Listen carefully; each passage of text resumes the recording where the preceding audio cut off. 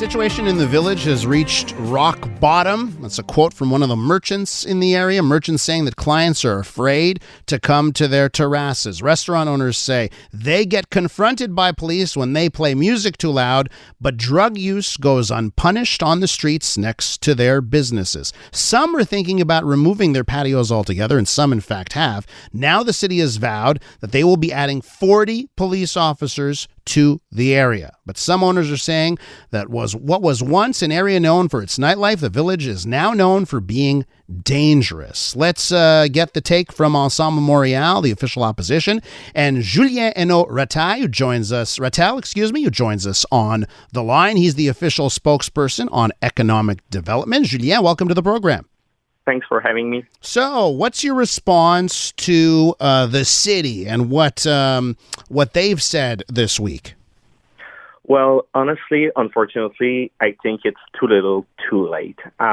Just to make a quick reminder of the situation, back in March, me and my colleagues, I would propose an action plan for the village, which includes many actions in terms of social cohabitation, cleanliness, economic development, in order to give the neighborhood the prize it deserves. And back in March, the plant administration rejected our proposition. And what do we see right now, 3 months later? We see village businesses closing patio and denouncing the fact that Projet Montreal administration have failed to ensure a safe environment for the village, the customers, the citizens, but also for the business owners and their staff. And that's quite problematic.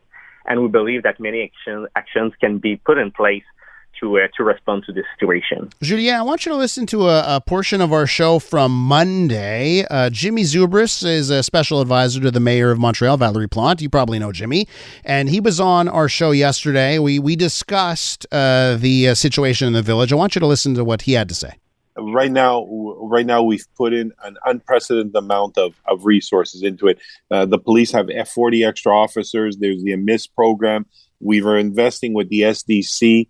We're talking to all the commerçants, but isn't it too late, Jimmy? Jimmy, isn't it too late? No, it's not too late. 2023. This was an issue that started years ago. Yes, it was. It's not too late because you're also seeing just at the edge of the village, Mondev is putting up a huge building, which will a nice tower, which will help around the Emily Gamelin area. We're starting to see a few investment. Who would want to live there? Well, listen, you got to speak to Mondev. I think they do their market research before us. So, Julien, I want to respond to that. Is it too late? And then to the point that Jimmy brought up, hey, you still have developers that want to build in the area. What's your take on what you just heard?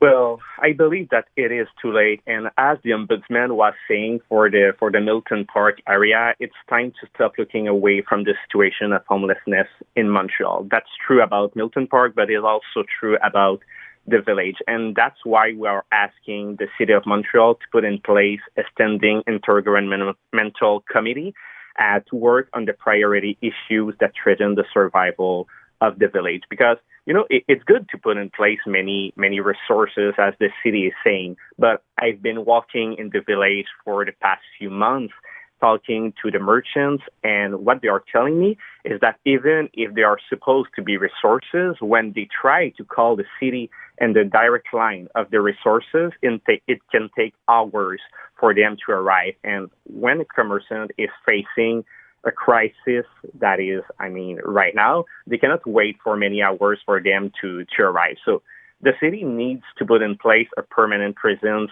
in the village that have a mixed team. So basically with SPVM agents and also social workers, and also add many SPVM cadets on the field. So can I ask you, do you think that the Montreal police force should be tougher on crime in the area, should be tougher on, whether it's people experience homelessness or drug dealers, people that are on the streets there?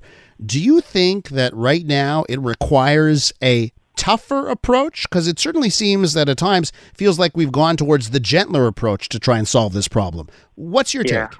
Well, they don't necessarily need to be tougher, but they need to be on the field and present. And right now, that's what the merchants are telling us. It's that they don't feel the presence of the cadet, of the SPVM, of the social workers on the field. And that's, I think, the main problem, because if they don't feel that they are being accompanied by the city and all of the institutions, it's certain that they feel quite alone, just as we see right now with few of the merchants in the village. And I mean, many things can be done regarding the homelessness situation, but also just to help business owners in terms of economic development as well. Many actions can be put in place by the administration. I have a text message here from a listener. Her name is Marie. She sent us a text message at 514-800. She writes this, Julien. As an older woman now, I remember going to the village in my 20s for the restaurants, for the clubs, and for 281, of course. We would party till the morning hours and walk around with zero apprehensions. The village for us was always an exciting outing, and the memories will last forever. I live in the suburbs now, so hearing this breaks my heart. The village is a Montreal landmark that needs to be respected and taken care of. Julien, what do you think went wrong? And when did it go wrong? Because I look back here and I say to myself, this didn't happen in the last 2 months. This happened years ago. What went wrong?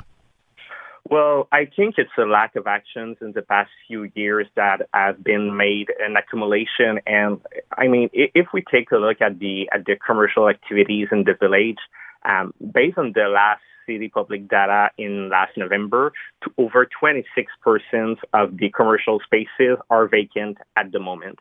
And when we see that all of those commercial spaces are being vacant, it means that there is a lack of positivity for the citizens, for the tourism that are coming in place.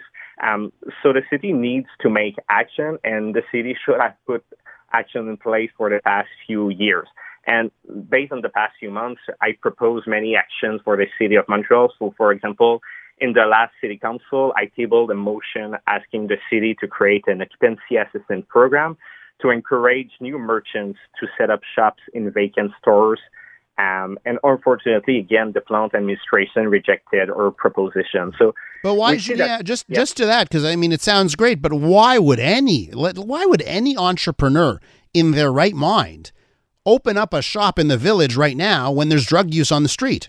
Yeah, well, you're right. And many actions need to be in place. So basically, in terms of attracting new commerce, but also in terms of the security issues. And not only the security, but just the hygiene issue as well in the village. When I was walking there and talking to the residents and the merchants, many of them were addressing me the issue of that we need to add, for example, self-cleaning toilets, that we need to add some cleaning squads just in order to increase the presence on weekends.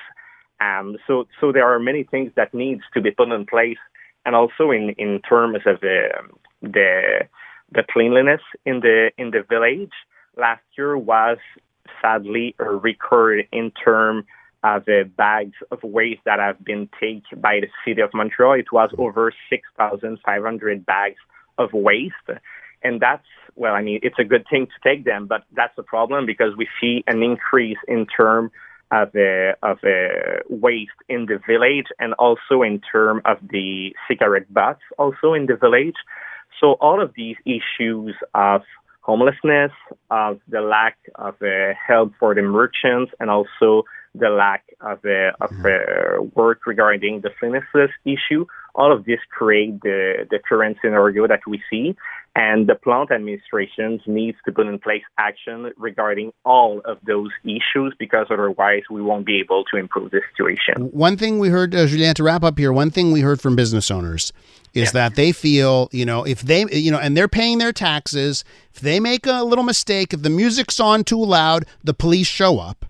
And then if there's drug use across the street, the police don't show up, right? Yeah. So on that, right, does something need to change here where if people are breaking the laws on the streets, on St. Catherine Street, the pedestrianized zone, where people who are breaking laws get arrested?